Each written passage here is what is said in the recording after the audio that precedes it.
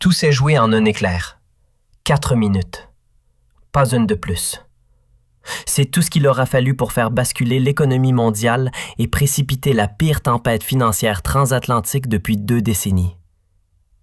Juste après avoir publiquement ridiculisé la France, jubilant de la dégradation de sa note par Fitch, Donald Trump savourait sa victoire avec ce rictus insolent dont lui seul a le secret. Dans son esprit, la messe était dite.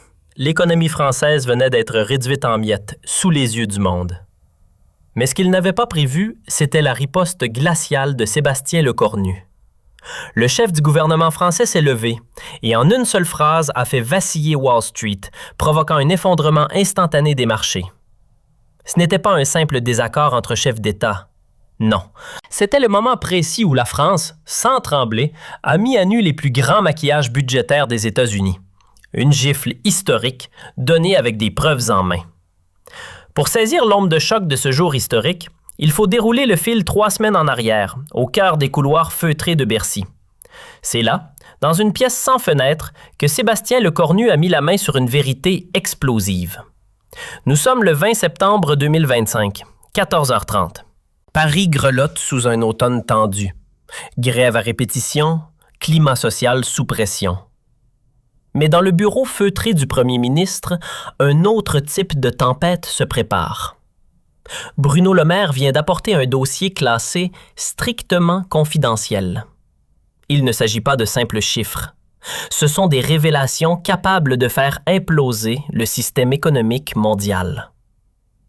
Le ministre, visage fermé, lance « Préparez-vous à être secoué ». Ce que vous allez lire dépasse tout ce qu'on pensait savoir. Les États-Unis maquillent leur compte. Ce que Washington montre n'est qu'une illusion. En réalité, leur dette atteint des sommets, 3 fois les chiffres officiels. Lecornu, interloqué, relève la tête. « Vous êtes sérieux? » Plus que jamais, Monsieur le Premier ministre. L'Amérique ment. Elle dissimule une dette astronomique équivalente à plus de 200% de son véritable PIB. Une fraude historique, d'une ampleur jamais vue. Mais le coup de massue ne s'arrête pas là. Les preuves sont là, noir sur blanc.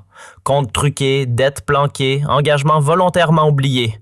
Pendant que Trump ironise sur les 110% de dette française, son propre pays en dissimule plus de 50 000 milliards de dollars. Une hypocrisie XXL, un mensonge d'État à l'échelle mondiale. Et cette bombe n'a rien d'un accident. Depuis des mois, les économistes français, dans l'ombre, épluchent les chiffres américains. Anomalies flagrantes, budget fantôme, disparition suspecte. Tout pointait vers une manipulation systémique. Dès son entrée à Matignon, Lecornu avait été prévenu par Pierre Moscovici. Les États-Unis trafiquent leurs données depuis Nixon. On a les preuves, mais personne n'ose les sortir. Cette nuit-là, Lecornu ne dormit pas. Seul, il faisait les 100 pas sous les dorures de Matignon, hanté par ce qu'il venait de découvrir. Dans le silence, le tic-tac d'une horloge Louis XV soulignait l'ampleur du scandale.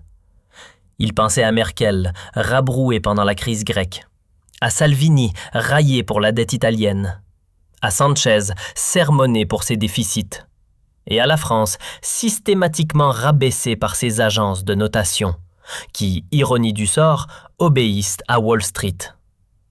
2012, 2016, 2023, et rebelote en septembre 2025 avec Fitch qui enfonce le clou. À chaque fois le même refrain, discours moralisateur, injonction à l'austérité et menace de sanctions, comme un disque rayé qu'on nous passe en boucle.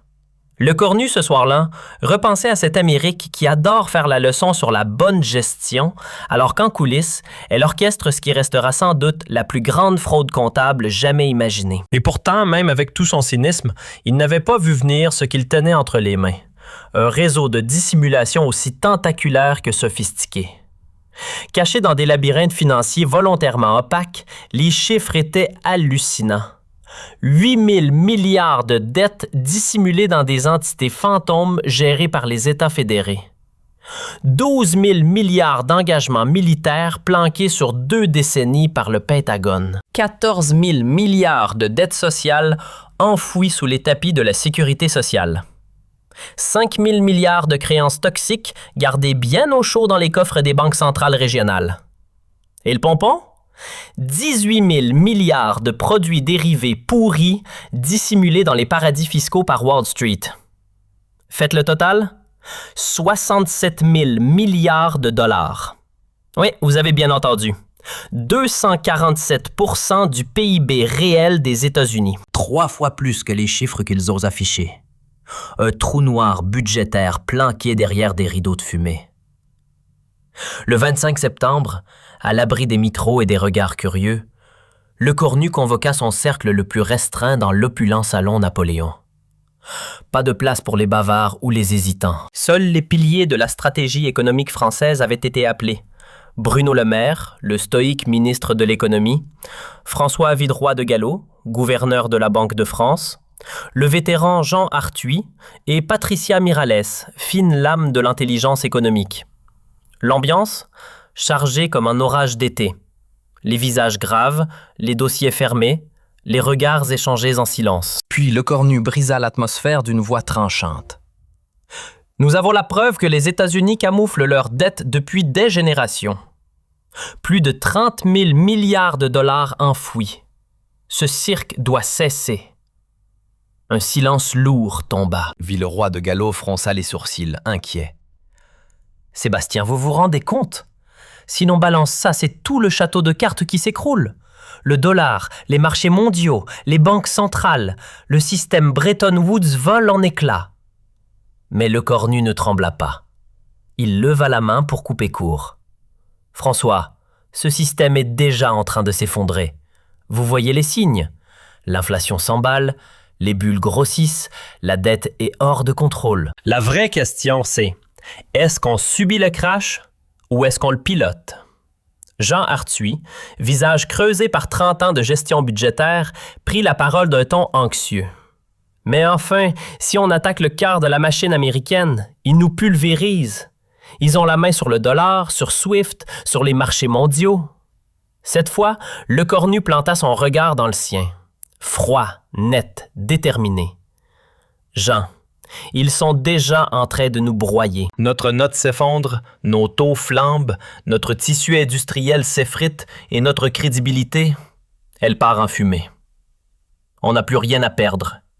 Sauf notre silence. Et croyez-moi, on a enfin de quoi riposter. C'est Patricia Miralles qui brisa le silence. D'un ton calme mais glaçant, elle lança. « Monsieur le Premier ministre, nos analystes ont remonté toutes les ficelles du subterfuge. Chaque dollar dissimulé est traçable. Mais si nous dévoilons cela, c'est une déclaration de guerre, une guerre économique contre les États-Unis. » Lecornu ne cligna même pas des yeux. « Patricia, cette guerre, ils l'ont déjà déclenchée. Trump nous insulte à ciel ouvert. Les agences d'évaluation nous tirent systématiquement vers le bas. Wall Street parie sur notre effondrement. Nous, on ne fait que lever le rideau. L'illusion américaine? Terminée. L'empereur est à poil. » Les jours suivants furent un véritable thriller. Matignon s'était transformé en banqueur stratégique. Les nuits blanches s'enchaînaient. François Bayrou supervisait la dissection des données. Pannier-Runacher mesurait les conséquences industrielles. Darmanin, lui, calculait les ondes de choc budgétaires. Ce qu'il découvrait n'avait plus rien d'un simple scandale, c'était un montage planétaire. Des dettes étatiques planquées dans des véhicules financiers opaques, des dépenses militaires classées secrètes dans des budgets noirs, des trous sociaux dissimulés sous des réformes pseudo-techniques et des bulles boursières repeintes façon croissance fictive. L'ingénierie comptable américaine mise à nu. Et le clou? Les services français avaient pénétré les entrailles du Trésor US, déverrouillé les bases de données de la Fed, capté les échanges confidentiels entre Wall Street et la Maison-Blanche. Tout était là. Imparable. Le 5 octobre, premier test grandeur nature. G7 en visioconférence. Trump glisse une pique sarcastique sur la santé budgétaire de la France. Lecornu ne bronche pas. Un simple sourire en coin, presque complice. Ses conseillers, eux, comprennent. La contre-attaque est imminente. 3 jours plus tard, appel surprise de Christine Lagarde. Inquiète. « Sébastien, des rumeurs circulent. Tu n'envisages tout de même pas... » Christine, coupa-t-il avec un calme glacial. On va juste rétablir l'équilibre des chiffres. Après tout, c'est aussi la mission d'une banque centrale, non? Transparence et vérité. Et le 10 octobre, le tweet de trop. Trump, dans un post assassin, moque la dégradation de la France par Fitch. La France est en faillite, économie en ruine, note en chute libre. Il ferait mieux de copier notre modèle plutôt que de faire grève. Pathétique. Un emoji moqueur accompagne la gifle. 50 millions de vues en 2 heures. Un déluge d'humiliation mondiale. Le gouvernement français tourné en dérision, le peuple insulté, le pays ridiculisé. Les marchés s'affolent, la bourse de Paris plonge, l'euro dégringole. Les taux d'intérêt flambent et Lecornu, jusqu'ici stoïque, serre les dents. Cette fois, Trump a franchi la ligne. La riposte ne sera plus une option. Elle devient une nécessité. Moins d'1 heure après le tweet incendiaire de Trump, l'onde de choc atteignait Matignon. La réponse ne se ferait pas attendre. À 16 heures tapantes, une conférence de presse exceptionnelle serait tenue. L'annonce tomba comme une alerte rouge. Le premier ministre s'exprimera sur la situation économique internationale. La presse mondiale s'affola. En quelques minutes, les plus grands médias accouraient à Paris. Reuters, Bloomberg, AFP, AP, Financial Times, Wall Street Journal. Tous s'attendaient à voir un chef de gouvernement blessé venir défendre tant bien que mal l'honneur de son pays face à une humiliation publique. Personne, absolument personne, n'imaginait qu'ils allaient assister à la démolition en règle du storytelling économique américain. À 15h30, dans les coulisses, Lecornu jeta un dernier regard à son équipe. « Tout est prêt ? » « Oui, monsieur le Premier ministre. Les preuves sont classées, les traductions validées, les ambassades et partenaires européens informés. » La scène était en place, le rideau allait se lever. À l'heure pile, le silence s'installa. Lecornu fit son entrée dans la salle des fêtes de Matignon, devant un mur de caméras braquées sur lui. Costume sombre impeccable, cravate bleue nuit, une liasse de documents à la main. Son visage, froid, tendu, d'une gravité presque glaçante. Rien à voir avec l'image de dirigeant vacillant que Trump s'évertuait à diffuser. Il s'avança jusqu'au pupitre, fixa l'objectif droit dans les yeux et lança, d'une voix ferme et parfaitement maîtrisée, « Mesdames, Messieurs les journalistes, depuis ce matin, le président Trump ironise sur nos difficultés économiques. Il joue au professeur d'économie sur les réseaux sociaux et nous suggère de copier son modèle. Je me permets aujourd'hui de lui répondre, avec des faits bruts, des faits sourcés. » Il s'interrompit. Un silence tendu s'empara de la salle. Puis, dans un geste lent et chargé de tension, il ouvrit le premier dossier. Et l'histoire bascula. Officiellement, selon les propres données de Washington, la dette américaine s'élève à 33 000 milliards de dollars, déclara Lecornu d'un ton clinique. Puis il leva les yeux, planta son regard dans l'assistance et laissa tomber la suite, tranchante comme une lame. Mais si l'on ajoute les dettes cachées que nos services ont minutieusement identifiées, le total grimpe à 67 000 milliards. Silence de plomb. Le chiffre explosa dans la salle comme un obus. Les visages se figèrent, les stylos s'arrêtèrent de gratter, les caméras zoomèrent. 247% du PIB réel américain. Plus du double de la dette française, elle à 110%. Et pourtant, scrutée, jugée, dégradée. Alors, qui doit vraiment recevoir les leçons de rigueur, M. Trump? Les rédactions du monde entier s'enflammèrent instantanément. À Londres, le Financial Times sonna l'alerte rouge. Analystes mobilisés, couverture spéciale enclenchée. À New York, Bloomberg déclencha ses cellules de crise comme en temps de guerre. À Francfort, les machines de Reuters tournaient à plein régime pour estimer les répercussions. Et pendant que la planète presse entrait en ébullition, Lecornu, imperturbable, savait une chose. Il n'avait encore rien montré de ce qu'il tenait en réserve. Ce n'était que le premier coup de scalpel. Passons maintenant aux détails de ces 67 000 milliards de dollars d'acrobatie comptable made in USA, lança Lecornu en tirant lentement un nouveau dossier de sa pile. Les chiffres pleuvaient, tranchants comme des lames. Rien que pour les États fédérés américains, 8 000 milliards de dettes planquées dans des entités opaques soigneusement maintenues hors bilan. Le Texas, 800 milliards sous le tapis. La Californie, 1200 milliards en mode camouflage. New York, 900 milliards passés à la trappe. Et pourtant, ce même pays se permet de sermonner l'Europe sur la rigueur budgétaire. L'ironie est totale. Pendant que l'Amérique donne des leçons de vertu, elle jongle avec les chiffres comme un illusionniste de bas étage. La révélation fit l'effet d'un électrochoc. Les journalistes américains dans la salle, d'abord dubitatifs, commencèrent soudain à noircir leurs carnets avec frénésie. Aucun doute. Le Cornu ne racontait pas une fable, il posait les faits, clairs, vérifiables, tranchants. Et il enchaîna sans pitié. 12 000 milliards de dollars de dépenses militaires dissimulées par le Pentagone sur 2 décennies. Bases secrètes, contrats d'armement occultes, mercenaires privés, opérations invisibles, tout ce que le Congrès n'ose même pas interroger. Eh bien nous avons les preuves, les contrats et même les factures. Un journaliste du Washington Post tenta d'intervenir, main levée. Le Cornu ne le regarda même pas. Il n'était pas là pour dialoguer. Il était venu livrer la vérité, brute, sans filtre. Il ouvrit un nouveau dossier. 14 000 milliards de dollars de passifs sociaux cachés par la sécurité sociale américaine. Pensions promises, mais non provisionnées. Soins garantis, mais jamais financés. Aide engagée, mais introuvable dans les budgets. Et pendant que Trump moquait les retraites françaises sur Twitter, son propre pays cachait un gouffre social aussi profond que silencieux. Les caméras captaient chaque détail. Son calme glacial, son ton chirurgical, son absence totale d'hésitation. Il n'y avait plus rien du politicien acculé. Le Cornu était devenu l'homme qui démonte un empire, dossier après dossier. Il poursuivit. Ajoutez à cela 5 000 milliards de créances douteuses enfouies dans les bilans des banques centrales régionales. La Fed de New York, 1800 milliards de produits toxiques. Chicago, 900 milliards. San Francisco, 1200 milliards. Depuis 2008, au lieu de nettoyer, ils ont tout balayé sous le tapis. Et maintenant, ils osent nous faire la leçon sur la régulation bancaire. La salle était déjà glacée d'effroi, mais cette fois, les visages se figèrent pour de bon. La révélation précédente sur la Fed avait ouvert une brèche. Celle qui allait suivre allait faire exploser le barrage.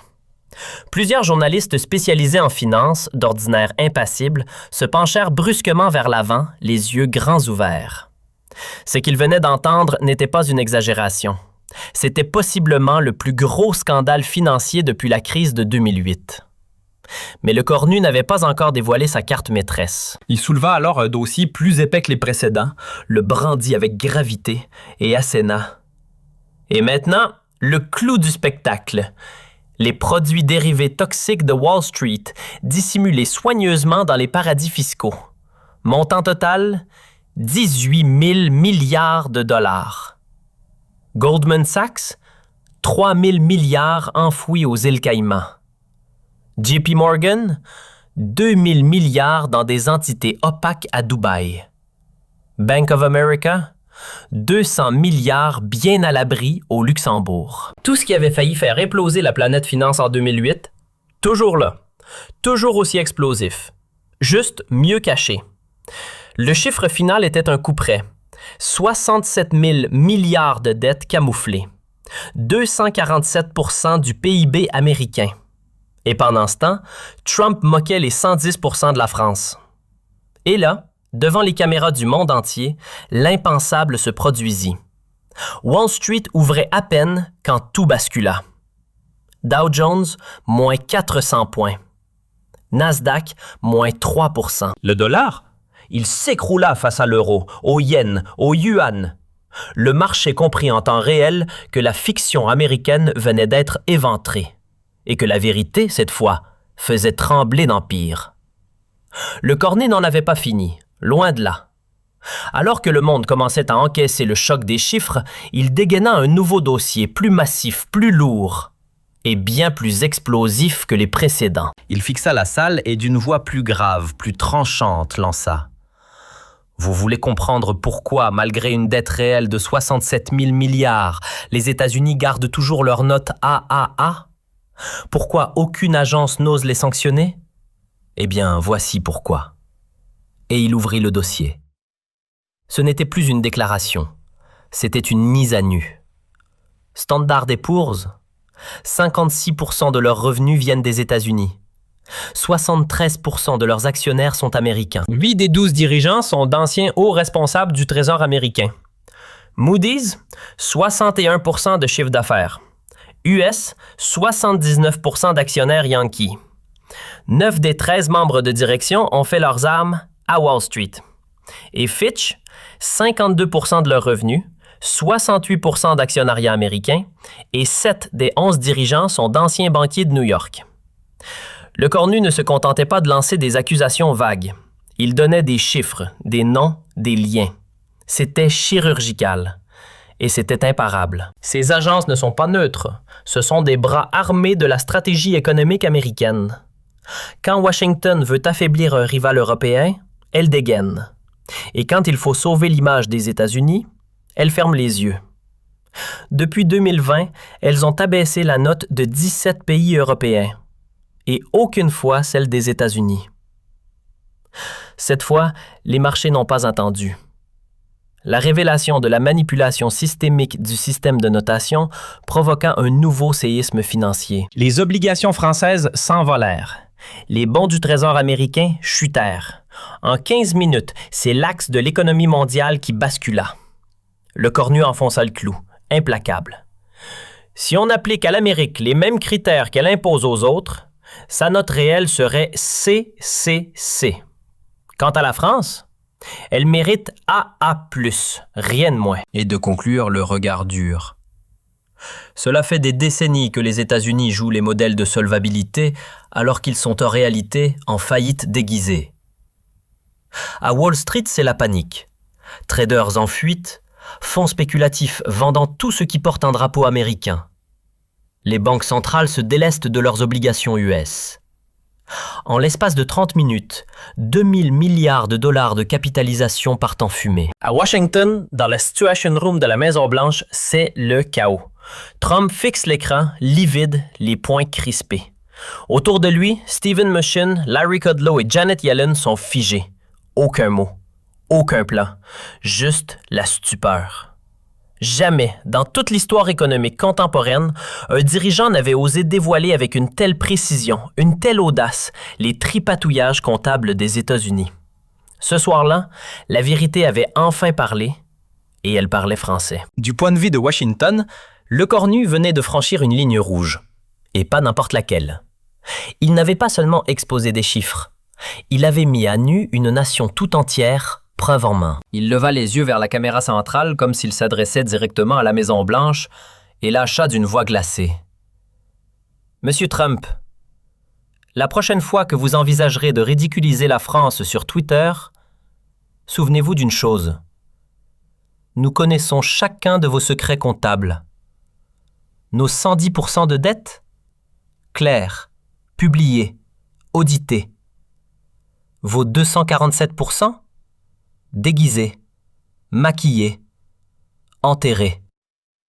Alors, je vous pose la seule question qui compte, sous les yeux du monde entier. Qui est réellement au bord de la faillite? La France qui assume ou l'Amérique qui triche? Le choc fut immédiat. Dans les secondes qui suivirent, le dollar s'écroula à des niveaux historiques face à l'euro. Les taux américains s'envolèrent. Les taux français, eux, plongeaient. Une inversion totale, brutale, irrévocable. L'ordre économique mondial venait de se retourner. Mais Le Cornu n'avait pas dit son dernier mot. Il avait gardé une dernière cartouche, la plus tranchante. Avec un sourire glacial, il ajouta « Puisque M. Trump aime tant distribuer des leçons d'économie sur Twitter, qu'il accepte un conseil en retour. » Pause. Regard perçant, et la phrase tomba comme une lame. Avant de vous moquer d'un peuple qui se bat pour protéger ses services publics, demandez-vous pourquoi votre pays, avec 67 000 milliards de dettes fantômes, n'arrive même pas à soigner ses citoyens, éduquer ses enfants ou réparer ses routes. Nous disons la vérité sur nos problèmes. Vous les maquillez. L'ironie cinglante de ce conseil final fut fatale. Ce fut la dernière estocade. Le coup de grâce qui fit voler en éclats les dernières illusions sur l'exception américaine. La séance boursière se termina dans un fracas historique. Wall Street venait de s'effondrer de 18%, une débâcle d'une ampleur jamais vue depuis le krach de 1929. Le dollar, quant à lui, plongeait sans filet. En une seule journée, les taux américains doublaient. L'Amérique, qui depuis des décennies dictait sa loi financière au monde entier, goûtait pour la première fois à l'amertume de la transparence forcée. Mais ce qui suivit dépassa tous les scénarios des économistes les plus alarmistes. À peine quelques heures après le discours de Le Cornu, les titans de la finance mondiale entraient en mouvement. Warren Buffett liquidait discrètement ses parts bancaires américaines. George Soros se débarrassait de ses bons du Trésor comme d'un actif toxique. Ray Dalio, lui, transférait une partie massive de ses capitaux vers le vieux continent. Et ce n'était que le début. Dans les 24 heures suivant le séisme français, les grandes puissances monétaires du globe montaient au créneau. La Banque populaire de Chine convoqua l'ambassadeur des États-Unis pour une clarification urgente. À Tokyo, la Banque du Japon gelait tout achat de dettes américaines. Le Fonds souverain de Norvège lançait un audit intégral de ses positions US. Même Riyad haussait le ton. L'Arabie saoudite envisageait de larguer 400 milliards de dollars d'actifs américains. La question était désormais mondiale, pressante, implacable. À peine le jour levé, le 11 octobre à 6 heures tapantes, Trump dégaina son arme favorite, Twitter. Une avalanche de messages furieux, ponctués de majuscules et d'exclamations. Le Cornu ment, fake news. Les comptes américains sont impeccables, les meilleurs du monde. La France est jalouse de notre succès énorme. Premier ministre pathétique d'un pays foutu. L'Europe s'écroule. L'Amérique brille. Mais cette fois, plus personne n'avalait ces slogans. Pire encore, chaque nouveau tweet semblait faire plonger un peu plus les marchés américains. Les investisseurs ne voyaient plus un président sûr de lui, mais un homme acculé, paniqué. Pour eux, cette agitation fébrile n'était qu'une confirmation supplémentaire. Le Cornu avait tapé dans le mille. À 10 heures, Trump n'eut d'autre choix que de convoquer une conférence de presse à la va-vite. Objectif, sauver ce qu'il restait de crédibilité. Mais une fois face aux caméras, le masque tomba. Balbutiant, répétitif, incapable de citer un seul chiffre technique, Trump s'enfonça. Nos comptes sont fantastiques. Tout le monde le sait. 33 000 milliards? Une broutille pour l'Amérique. On est riche, très riche, plus riche que n'importe qui. Mais lorsqu'un journaliste de CNN posa la question, « Monsieur le Président, pouvez-vous confirmer ou infirmer les 67 000 milliards évoqués par le Premier ministre français? » Trump perdit son sang-froid. « Fake news! Il ment! Il est jaloux! C'est la France qui coule, pas nous! » Aucune preuve, aucun chiffre, rien qu'un flot de déni. En face de la rigueur chirurgicale de Le Cornu, l'attitude brouillonne de Trump sonnait comme une improvisation mal préparée. Et ça, les marchés et le monde l'avaient bien compris. Comme si le naufrage n'était pas déjà assez brutal, la conférence de presse désastreuse de Trump n'avait fait qu'enfoncer le clou. Les marchés poursuivaient leur descente aux enfers, inexorables. Le dollar s'effritait encore, perdant 3% de plus en l'espace de quelques heures. Les taux d'intérêt américains, hors de contrôle. L'économie des États-Unis entrait dans une spirale autodestructrice. Puis, le 12 octobre, un événement que personne n'aurait osé imaginer va tout bouleverser. Standard & Poor's, oui, l'agence américaine elle-même, publia un communiqué fracassant. Elle lançait une réévaluation complète de la note souveraine des États-Unis. Motif? De nouvelles données concernant la dette fédérale et des engagements hors bilan massifs révélés par la France. C'était historique. Une première absolue. Une agence américaine osait enfin remettre en question sa propre indulgence envers Washington. Autrement dit, même les gardiens du mythe n'y croyaient plus. Ce geste déclencha un raz-de-marée sur les marchés mondiaux. Car si même Standard & Poor's ne faisait plus semblant, alors tout l'édifice vacillait. Les investisseurs, encore hésitants quelques heures plus tôt, se ruèrent hors du dollar comme d'un navire en flammes. La livre sterling s'envolait. L'euro explosait. Le yuan, le yen, toutes les devises s'élevaient en flèche pendant que le billet vert s'écrasait. Et l'Amérique, jadis pilier de la finance mondiale, découvrait en temps réel ce que signifiait perdre la foi des marchés. Pendant que l'Amérique s'enlisait dans un chaos économique auto-infligé, la France, elle, vivait une métamorphose inattendue. Le discours de Lecornu n'avait pas simplement révélé des mensonges. Il avait redéfini l'image de tout un pays. Du jour au lendemain, la réputation financière de la France, jadis piétinée, fut portée au nu. Les agences de notation, autrefois impitoyables, faisaient soudain preuve d'une humilité étonnante. Fitch, embarrassé par sa précipitation, annonça une révision immédiate de sa dégradation française, évoquant une transparence exemplaire des comptes publics par contraste avec la dissimulation américaine. Moody's, de son côté, parla même d'un potentiel relèvement de la note, saluant le courage éthique du gouvernement français dans sa quête de vérité. En l'espace de quelques jours, la France passait de l'enfant turbulent de l'UE au modèle planétaire de sincérité comptable. Une bascule spectaculaire. Même les grèves, fléau national devenu folklore, s'interrompirent brutalement. Manifestants, syndicalistes et opposants de tous bords semblaient frappés par une évidence. Leur premier ministre venait d'accomplir l'impossible. Philippe Martinez, figure de la CGT, lâcha devant les caméras « On suspend tout.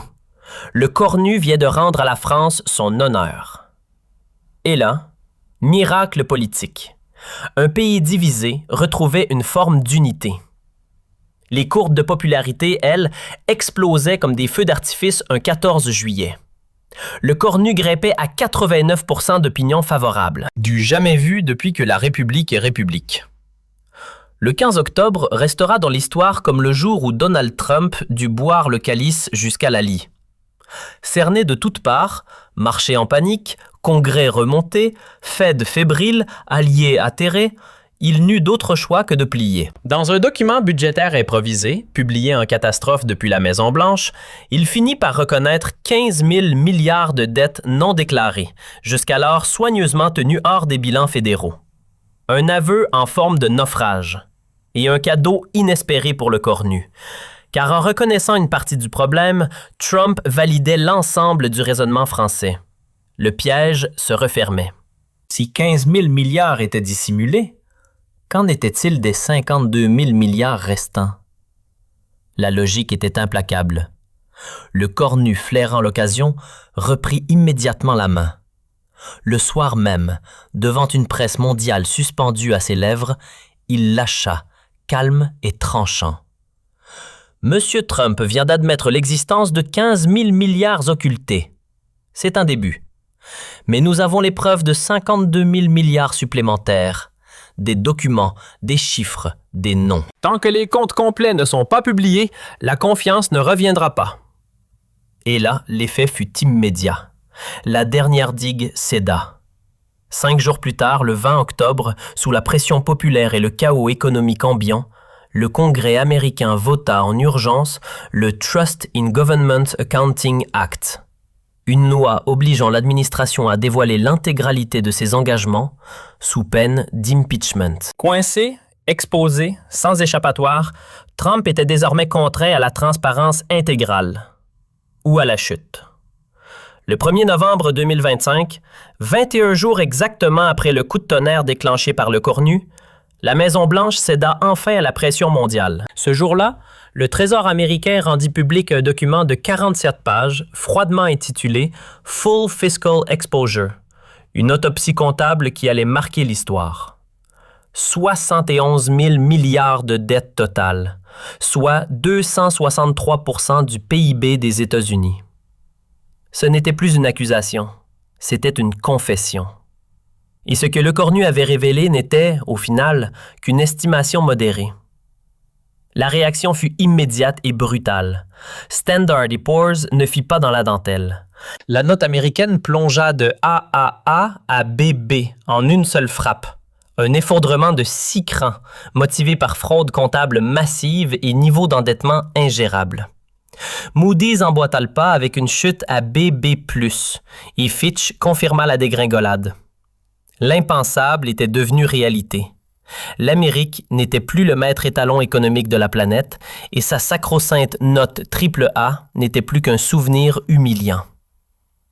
Pendant que Washington sombrait, Paris renaissait. Les agences de notation, d'ordinaire avares en compliments, saluaient désormais à l'unisson la probité budgétaire française. Standard & Poor's propulsa la France de A+ à AA+, rapidement suivi par Moody's et Fitch. En moins de 30 jours, la bascule était complète. Les États-Unis passaient de AAA à BB. La France grimpait de A+ à AAA. Du jamais vu dans les annales financières. L'hiver 2025 à 2026 vint sceller ce changement de paradigme. L'euro, le yuan, la livre et même l'or commençaient à supplanter le dollar dans les coffres des banques centrales du monde entier. Les États se délestaient massivement de leurs réserves en dollars, tandis que Washington découvrait l'enfer du vrai marché, sans tricherie ni planche à billets. Le privilège du faux monnayeur avait pris fin. Décembre 2025. Le monde ne parle plus que d'un seul homme, Sébastien Lecornu. Le Financial Times le sacre acteur économique de l'année. Time Magazine le désigne personnalité mondiale 2025. Et The Economist le proclame père fondateur de la transparence budgétaire du XXIe siècle. Quant au Wall Street Journal, autrefois si critique, il publie en une un titre devenu légendaire. Celui qui a mis l'Amérique à nu. Ce n'était plus un simple Premier ministre. Lecornu était devenu le visage universel de la sincérité comptable, le fléau des fausses promesses de Washington. Le 31 décembre, devant 67 millions de Français suspendus à ces mots, il prononça un discours de fin d'année que l'histoire n'oubliera pas. Mes amis, souvenez-vous, il y a à peine 90 jours, on nous pointait du doigt pour nos déficits. Aujourd'hui, la France est triple A. Les États-Unis, rétrogradés BB, croulent sous 263% de dettes maquillées. En dévoilant leurs mensonges, nous avons libéré la planète de l'illusion comptable. Et c'est par cette phrase finale, devenue virale, qu'il conclut son allocution. Le temps des trucages à l'américaine est terminé. L'ère nouvelle de la vérité financière commence. Et cette vérité parle désormais français. 2026 s'ouvrit sur un nouvel ordre économique mondial. Les États-Unis, hier maîtres du jeu, n'étaient plus que des débiteurs sous surveillance. La France, jadis sermonnée, devenait le phare moral d'un monde réconcilié avec la rigueur. Chaque fois que les économistes du futur racontent la chute du dollar en tant que roi des monnaies et l'avènement d'un système monétaire multipolaire, ils reviennent inlassablement à une date précise, une heure figée dans le marbre. 16 heures.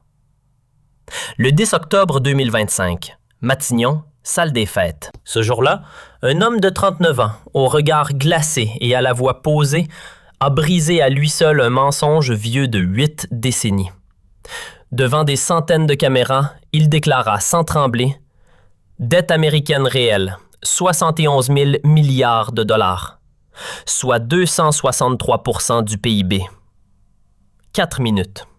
C'est tout ce qu'il aura fallu pour faire voler en éclats le vernis de Wall Street. 4 minutes pour faire chavirer l'arrogance de Trump. 4 minutes pour que la France dévoile la supercherie du siècle.